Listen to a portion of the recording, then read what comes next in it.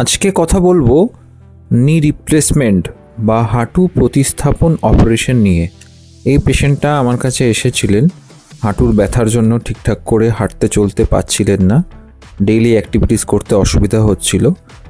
এটা হচ্ছে ওনার এক্সরেতে দেখা যাচ্ছে আর্থ্রাইটিসটা অনেক অ্যাডভান্স হয়ে গেছে। এটা ওটির সময় ইমপ্লান্ট লাগানোর পরে ইমপ্লান্ট আমরা হাঁটুর যে জায়গাগুলো ক্ষয়ে যায়, নষ্ট হয়ে যায়, সেগুলো বাদ দিয়ে ফেলে দিই। তার বদলে নতুন করে একটা মেটালিক ইমপ্লান্ট লাগানো থাকে। এটা হচ্ছে অপারেশনের পরের এক্সরে। দেখা যাচ্ছে ইমপ্লান্টগুলো লাগানো রয়েছে হাঁটুতে। 2 মাসের মধ্যেই পুরো হাঁটুর ঘা শুকিয়ে ভালোভাবে ফিজিওথেরাপি করার ফলে পা এবং হাঁটু সোজা এবং ভাঁজ করতে পারছেন উনি। পা পুরো সোজা হয়, প্লাস 120 ডিগ্রি অবধি ভাঁজও হচ্ছে।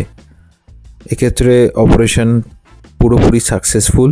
উনি কোনো রকম সাহায্য ছাড়াই 2 মাসের মধ্যেই হাঁটাচলা করতে পারছেন। সমতল অসমতল সব ধরনের সারফেসেই উনি স্বাভাবিকভাবে হাঁটাচলা করতে পারছেন।